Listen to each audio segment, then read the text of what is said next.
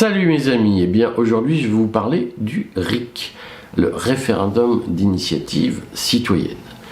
Alors pourquoi je vous en parle? C'est parce qu'il y a une accélération générale du tempo politique et je pense que la machine va probablement s'effondrer plus tôt qu'on ne l'imaginait et que donc il est important de commencer à discuter un peu plus mûrement des solutions qu'on peut apporter pour changer de régime, puisque, je le redis, il faut le faire légalement et pacifiquement, mais on voit bien qu'il y a aujourd'hui une crise de la démocratie représentative, et je pense que le RIC est un outil qui a le mérite très profond de le dire, c'est-à-dire que de dire d'une certaine façon, il faut élargir les conditions de fonctionnement de la démocratie.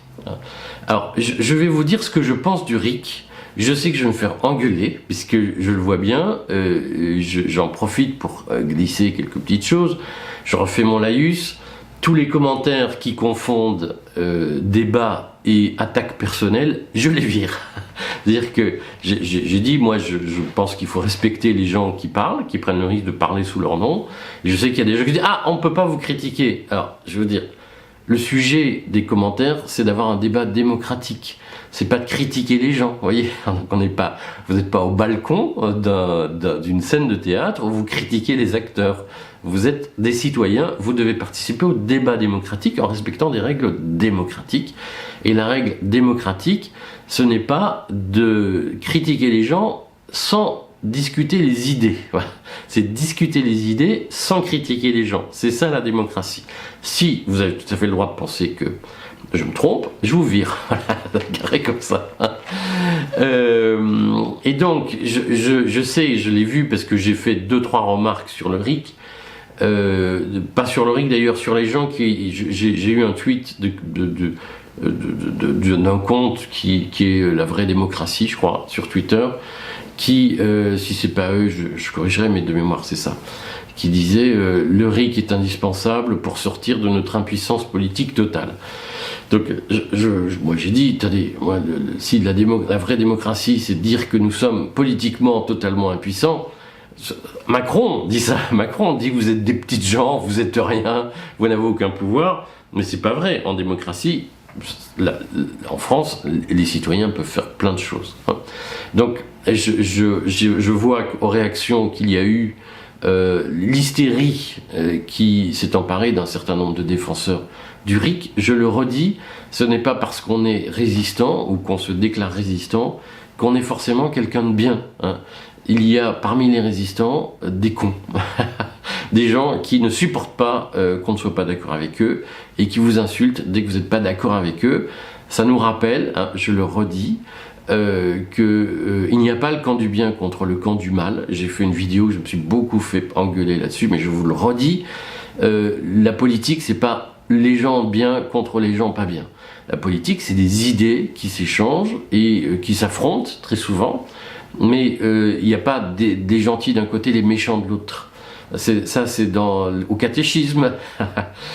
Et donc je voudrais redire que refaire une mise en garde, ce n'est pas parce que on a résisté au vaccin qu'on a la science infuse, et la révélation n'existe pas. La vérité, c'est une recherche permanente, et à un moment donné, Dieu me visite et je sais tout et je n'ai plus de questions à me poser, je suis un éveillé, c'est du pipeau. On peut être éveillé un jour et endormi le lendemain. Voilà.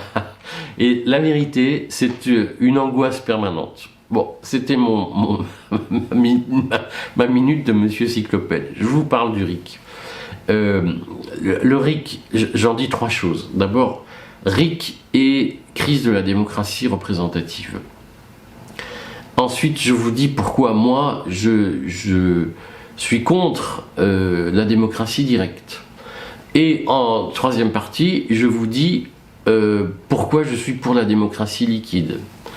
Alors, d'abord, RIC et démocratie représentative. Il y a une crise de la démocratie représentative qui excède très largement Macron. Je vois des gens, pour des raisons que je comprends, qui font une fixette sur Macron. En réalité, Macron, c'est un représentant de la caste, donc il n'est pas tout seul. Et cette caste, elle s'accroche à la démocratie représentative parce qu'elle l'a verrouillée et ça lui permet de tenir la société. Hein. C'est la vieille théorie platonicienne dans la République. Ça appelle plein de remarques et plein de nuances, mais je le fais, vous modérerez, on modérera ensemble. Dans la République de Platon, il y a cette théorie qu'il faut une élite dans la société et que c'est à l'élite de conduire la société. Et ça, c'est vraiment la notion de démocratie représentative telle que la caste l'a forgée. Et dans la caste, il y a plein de gens qui disent je n'aime pas la caste. Hein, on ne va pas rentrer dans ce débat. Mais aujourd'hui, nous vivons une crise de ce système. Pourquoi ? Parce que deux choses ont fondamentalement changé. La première chose, c'est évidemment Internet, qui permet de vraies révolutions dans la technique de prise de décision. Et donc, sur Internet, on peut collecter les avis de tout le monde en temps réel, et de fait, on le fait, plein d'entreprises le font, par des sondages, des collectes de data, etc. Donc, Internet permet de savoir ce que les gens veulent ou désirent. Et il n'y a qu'en politique où on dit « Ah, mais nous, on fait les élections. » Nous, Internet s'arrête aux portes de la démocratie. Ça ne peut pas durer.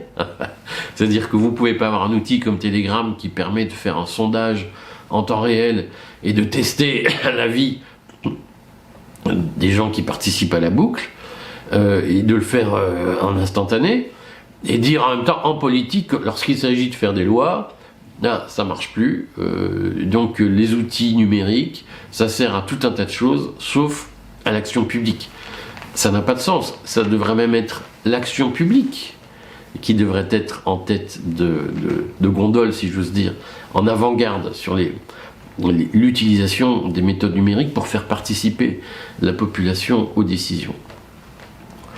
Donc il y a un deuxième facteur, c'est le niveau moyen d'éducation. Alors, on peut dire à juste titre qu'il y a une baisse du QI, que l'orthographe c'est de plus en plus mystérieux pour les gens, on est ok, simplement il y a une culture technique, un niveau de culture technique qui s'est très largement diffusé, qui a augmenté dans l'ensemble de la société. C'est-à-dire que aujourd'hui, si je regarde le plan haut de Macron, la question des bassines, vous avez dans la société française des gens qui sont infiniment plus experts sur ces dossiers, des citoyens ordinaires qui sont infiniment plus experts que leurs élus.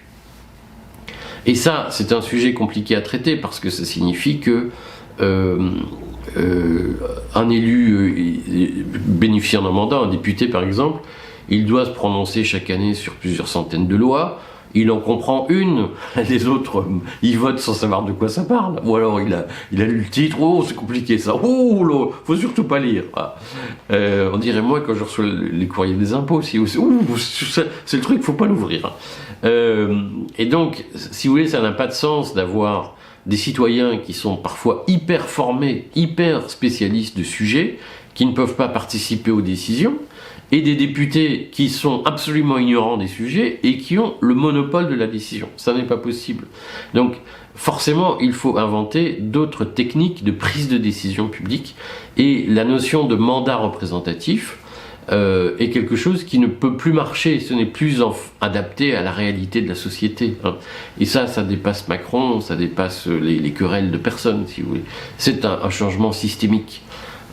De même que l'invention des sociétés savantes au XVIIIe siècle a favorisé la Révolution française, l'invention des réseaux sociaux et de tout ce qui va autour va favoriser de nouvelles révolutions.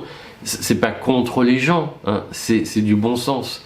Si les systèmes démocratiques représentatifs ne sont pas capables de s'adapter aux progrès technologiques et à l'évolution des sociétés, ces régimes disparaîtront, c'est mécanique.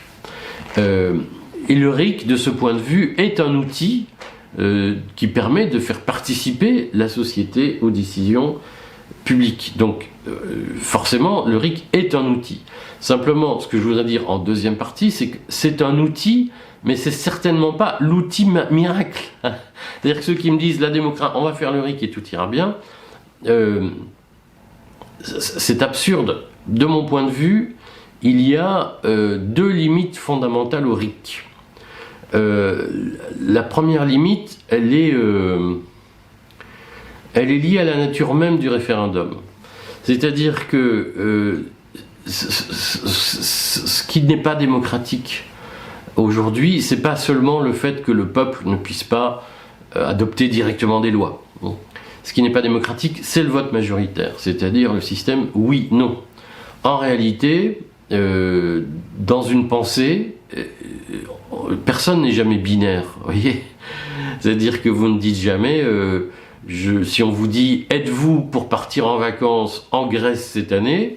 et vous avez envie d'aller au Sénégal, vous votez quoi? Oui, j'ai envie de partir en vacances, mais non, pas en Grèce. C'est-à-dire que toute question appelle forcément des nuances, hein. C'est une question de logique.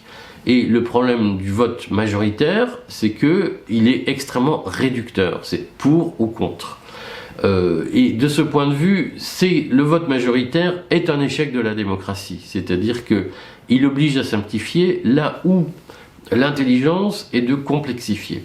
Donc il existe d'autres modes de scrutin, notamment le scrutin préférentiel, ou le vote préférentiel, qui consiste à classer ses réponses comme dans un QCM en disant « je suis plutôt pour »,« je suis complètement contre »,« je suis plutôt contre ».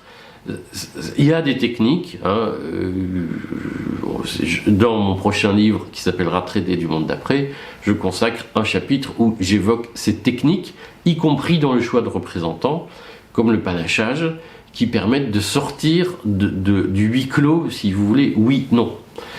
Et donc moi je suis pour ça, je suis pour qu'on fasse des RIC, certes, mais pas avec oui-non, hein, qu'on fasse un truc un peu plus subtil, parce qu'en réalité le problème de la démocratie ne se limite pas à qui vote, il se limite à pourquoi on vote, et notamment pour un oui, pour un non, ou est-ce qu'on peut apporter des nuances, et je crois qu'il est important qu'aujourd'hui on apporte des nuances en sortant des scrutins majoritaires. Et il y a une deuxième limite au RIC que je voudrais souligner, c'est que on ne peut pas voter sur n'importe quoi, vous comprenez? C'est-à-dire que le sujet de la démocratie, c'est pas de dire aux gens vous allez voter sur tout, hein, et tout est collectif, et tout est un choix collectif, et tout est politique. Ça, ce n'est pas de la démocratie, c'est ce que Saint Thomas d'Aquin appelait de la démagogie, ce que j'appelle du totalitarisme communiste d'ailleurs. C'est le soviet va décider de tout, hein, et tu n'auras plus de vie privée. Dans ta vie, tu devras obéir aux décisions du soviet à chaque étape, hein.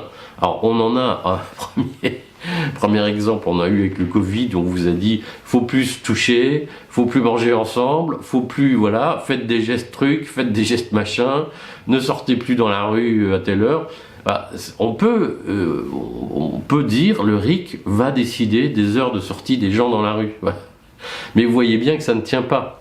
Ça veut dire quoi? Ça veut dire que par cet exemple caricatural que je prends, ça veut dire qu'il y a des principes supérieurs au vote du peuple. Et ces principes supérieurs, ce sont les libertés individuelles et les droits naturels des individus. Comme disait John Locke, fondateur du libéralisme, je le redis parce que la notion de droit naturel est une notion libérale à l'origine de la démocratie libérale. Alors peut-être que vous détestez ça, mais en réalité, si vous considérez que l'État n'a pas le droit de vous dire à quelle heure vous pouvez sortir de chez vous, c'est que vous êtes des libéraux. Je sais que vous détestez ce mot, mais quand même, ce qu'il y a de meilleur dans notre société, c'est-à-dire le droit d'aller au théâtre, de se marrer, de rencontrer des copains, de ne pas sortir, de partir en vacances où on veut, d'aller au resto, tout ce qui est d'acheter les livres qu'on veut, de lire les journaux qu'on veut. Ces droits, c'est le libéralisme qui les a apportés, et ce sont les systèmes communistes ou catholiques qui les ont combattus. La théocratie et le matérialisme dialectique ont été systématiquement des tueurs de ce qui fait l'intérêt de notre vie. Et ce qui fait l'intérêt de notre vie, ce sont les libertés posées comme des droits naturels par le libéralisme. Voilà. Et donc, moi je trouve très bien que le budget de la France soit adopté par le RIC, par un référendum, j'ai pas de problème, et qu'on trouve une solution pour faire un référendum suffisamment intelligent pour que ce soit pas oui-non, c'est-à-dire qu'il y a un certain nombre de mesures dans une loi de finances qu'on peut défendre, qu'on peut aimer, et il y a d'autres mesures qu'on veut combattre, et il faut que le RIC permette de faire le distinguo, voilà, faire des votes préférentiels, et pas oui-non. Parce que pour le coup, oui-non, c'est pas complètement démocratique. Et ça, on est dans une société qui dispose d'outils nouveaux, numériques, partagés, souples, peu coûteux, qui permet d'inventer des choses compliquées comme ça. Moi, je suis pour ça. En revanche, est-ce que le RIC peut décider de choses qui relèvent de ma responsabilité, de mon choix individuel? Non. Et donc, il y a quelque chose de dangereux dans le RIC lorsqu'il n'est pas limité par les droits naturels des individus. C'est-à-dire que, contrairement à ce que beaucoup de gens de gauche croient, la loi ne peut pas tout. La loi passe après la liberté de l'individu. Alors je sais que c'est des mots qui vous horrifient, sauf que ça vous horrifie tant que vous avez vos libertés individuelles. Mais du jour où on vous les supprime, vous dites « j'aimais pas le mot individu, mais finalement c'est pas mal quand même ». Et donc, je sais que des gens m'ont écrit des choses qui m'horrifient, comme « il ne peut y avoir d'épanouissement individuel que dans un cadre collectif ». Mais non, mais parle pour toi, cocotte. Mais je pense qu'il faut laisser les gens libres de s'épanouir là où ils veulent. S'ils ont envie de s'épanouir dans un cadre collectif, c'est leur choix. Mais pourquoi l'imposer? Cette façon, ces institutrices catho, ces profs de catéchisme qui vous disent « voilà comment tu dois vivre et je sais comment on va te rendre heureux », c'est du totalitarisme. Et donc, moi, je ne veux pas que le RIC soit entre les mains de ces gens-là, parce que on va nous légitimer des décisions totalitaires, liberticides, en disant « mais tout le monde veut, tout le monde est d'accord ». Et en fait, il y a des sujets où tout le monde n'a pas donné son avis. Il y a des sujets qui relèvent de la liberté individuelle. Et donc, ce qu'il faut, c'est mettre en place un RIC, je n'ai pas de problème là-dessus, mais un RIC sur les sujets qui relèvent de l'État, d'une certaine façon. Et l'État, aujourd'hui, s'occupe de beaucoup trop de choses. L'État n'a pas à me dire si je dois me soigner ou pas. Si j'ai envie de crever alors que je suis malade, c'est mon droit. Il est hors de question qu'on nous mette en place des systèmes de sécurité sociale totalitaires. Il faut qu'on puisse choisir.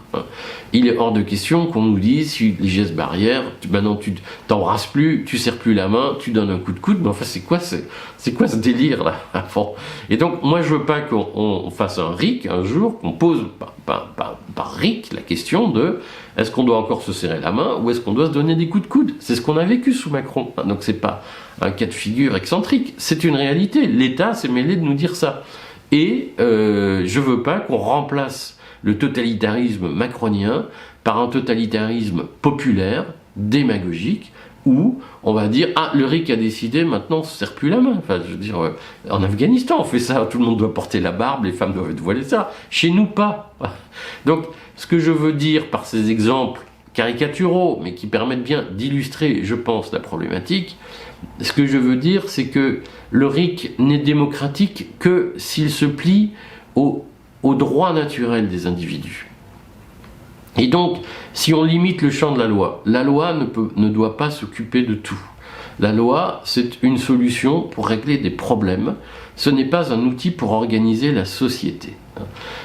Et donc, de mon point de vue, ce qui est fondamental dans une démocratie, ce n'est pas le mode de scrutin, ni qui participe au vote, c'est d'abord la définition du champ de la loi et le respect des libertés individuelles. C'est ça qui est fondamental dans une démocratie. Et la question du RIC, elle est secondaire par rapport à ça. Je le précise parce que quand je lis des interventions sur le RIC, on me dit on va faire des RIC partout, tout à coup tout va devenir démocratique. Non, on peut créer une dictature, on peut créer un système totalitaire grâce au RIC. Et je serai contre le RIC s'il sert à violer mes libertés. Donc c'est pour ça que personnellement, je n'aime pas la notion de démocratie directe, et ce que je voulais vous dire, je préfère la notion de démocratie liquide. C'est-à-dire que ce n'est pas parce que le peuple a décidé que c'est bien. Le peuple, il peut faire des conneries. Il peut violer la liberté. C'est la fameuse différence entre démocratie et démagogie chez saint Thomas d'Aquin. C'est-à-dire qu'il peut y avoir une oppression par la majorité. C'est de mon point de vue ce qu'on a vécu au moment du vaccin. Et quand je lis un certain nombre de fondus, d'agités du bocal, de fanatiques qui me parlent du RIC, je me dis, mais je veux surtout pas que ces mecs-là aient le pouvoir, quoi, parce qu'ils vont tuer nos libertés en disant, mais c'est pour le bien du peuple, le peuple a décidé. Mais le peuple peut être con, voilà. Je suis désolé de le dire, mais le peuple peut faire des conneries. Il faut arrêter de penser que le peuple c'est bien et que les élites c'est mal. Les élites et le peuple sont capables, chacune, de faire des conneries. Et donc il faut systématiquement mettre en place des garde-fous et des limites pour éviter les systèmes totalitaires. C'est le principe même de la démocratie liquide. La démocratie liquide, c'est un système démocratique qui consiste à arrêter l'organisation verticale de la société.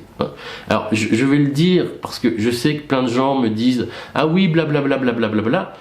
Moi, l'organisation macroniste de la société où il y a 10 bourgeois qui se réunissent et qui prennent des décisions en disant nous sommes les gens éclairés, eux c'est des cons et on va les mener vers le progrès, pour moi c'est horrible. Mais ce n'est pas mieux qu'un système mélenchoniste où il y a Mélenchon plus Bompard plus 3 ou 4 mecs qu'il a choisi qui décident et les autres obéissent. Et ce n'est pas mieux que les gens qui me disent la doctrine sociale de l'Église, on va faire un ordre moral et tout le monde va être heureux. Ces systèmes verticaux où quelques personnes décident de tout et violent les libertés, c'est pour moi l'ennemi à combattre. Et que ça se fasse au nom d'une étiquette Jésus, d'une étiquette communiste, d'une étiquette Startup Nation, le problème est le même. Moi je suis pour un système démocratique où l'ordre spontané de la société est laissé le plus possible en ébullition et où les décisions les plus importantes sont prises par les individus, par des choix individuels dans les conditions qu'ils choisissent. S'ils veulent faire une association, une coopérative, moi j'ai pas de problème. Simplement, ce n'est pas à l'État de le dire. Dans mon point de vue, on doit avoir un débat sur ce qu'est l'État. De mon point de vue, ce qui est forcément du domaine de l'État, c'est la levée de l'impôt, c'est la police, c'est la justice, c'est l'armée, c'est la diplomatie. Le reste, ça se discute. On rappellera que la doctrine qui a dit la santé, l'éducation, c'est du domaine de l'État, c'est le néolibéralisme. C'est le colloque Lippmann de 1938 qui a dit l'État doit s'occuper de santé et d'éducation. Donc c'est une doctrine néolibérale. Moi je ne suis pas néolibéral. Et je pense que tout ça se discute. Ce qui est sûr, c'est que partout où les gens peuvent s'unir sans une autorité verticale qui leur dit comment faire, qui leur dit ce qu'ils doivent faire, ce qu'ils ne doivent pas faire, partout où on peut laisser faire l'organisation spontanée des gens, et Internet de ce point de vue est un outil formidable, il faut le laisser faire. Et de mon point de vue, le sujet que nous avons dans une démocratie liquide, fondamentalement, c'est de diminuer le champ de la réglementation et le champ de la norme pour laisser les gens agir comme ils le souhaitent et dans le sens de la prospérité. Et donc, je crois qu'il ne peut pas, je crois que la question du RIC, c'est l'arbre qui cache la forêt et c'est prendre un instrument pour la symphonie elle-même. C'est comme si on disait je joue du violon, je vais devenir un bon musicien, je vais créer une belle symphonie. C'est pas ça. Le violon c'est un outil pour jouer une symphonie, c'est pas la symphonie elle-même. Le RIC c'est un outil qui peut être dangereux s'il est mal utilisé. Ce qu'il faut c'est que nous repensions notre cadre démocratique. Moi je crois de façon extrêmement précise que le RIC est une brique, mais d'autres briques sont au moins aussi importantes que le RIC. C'est la question de la transitivité des mandats. C'est-à-dire, moi, je ne suis pas sûr qu'il faille aujourd'hui un système avec des députés qui sont élus pour 5 ans et qui sont compétents sur tous les sujets.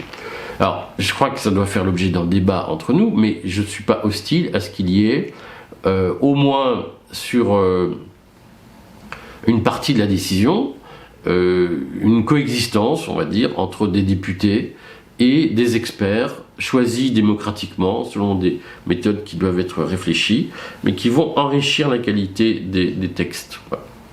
Je crois que dans tous les cas, il nous faut une charte très précise qui fixe le domaine de la loi et qui interdise à l'État de réglementer des domaines qui ne sont pas de sa responsabilité. Et je crois que fondamentalement, ce qui est important, c'est de sortir de ces logiques où la démocratie se résume à un scrutin uninominal à 2 tours. On dit t'es pour Dupont ou pour Durand, et puis pour le reste t'es déchargé. Ce qu'il faut, c'est intégrer un système où on n'est pas en permanence sommé de dire oui, non. Il faut... L'objectif, c'est pas... Vous comprenez? L'objectif d'une démocratie, c'est pas de faire des lois. L'objectif d'une démocratie, c'est d'assurer la prospérité. Et j'ai l'impression que beaucoup dans les défenseurs du RIC disent mais l'objectif c'est d'avoir des RIC, l'objectif c'est de voter. Non, l'objectif c'est de vivre heureux. Et donc la gouvernance c'est un outil pour vivre heureux. Et cette gouvernance, ce qu'il faut, c'est qu'elle soit capable d'intégrer, d'être la plus intelligente possible, la plus agile possible, en intégrant le plus possible les propositions intelligentes des citoyens, quel que soit leur statut. Je crois que c'est ça qui est important. Et donc, je voudrais le redire, je pense qu'il ne faut pas confondre le débat sur les moyens de la démocratie et le débat sur les finalités de la démocratie. Et j'ai l'impression que certains, aujourd'hui, parfois, confondent les deux. Donc moi, je trouve que le RIC est une bonne idée, mais c'est une idée parmi d'autres pour faire la démocratie de demain. La démocratie de demain, elle doit s'interroger sur la pertinence de la représentativité, du fait qu'on désigne des représentants. Elle doit s'interroger sur la pertinence des modes de décision, et notamment du vote, du scrutin majoritaire. Et elle doit s'interroger sur la pertinence de l'intervention de la loi dans tous les domaines. Voilà, je pense que c'est dans cet équilibre-là qu'il faut replacer le RIC, et c'est dans cet équilibre-là que le RIC aura une vraie utilité pour notre démocratie. Bon, laissez-moi des commentaires, je le redis, les commentaires injurieux, ou vous êtes un con d'énarque, un franc-maçon, un je sais pas quoi, je les vire, parce que l'objectif n'est pas les gens, l'objectif c'est les idées. Et je le redis, débattre, ce n'est pas critiquer, ni dénigrer, ni agresser. Et donc, laissez des commentaires pour approfondir un certain nombre de questions. Après, ça va m'aider, moi, à enrichir mon prochain livre sur le traité du monde d'après.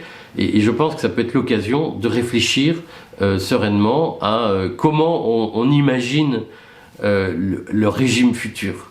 Merci, mes amis.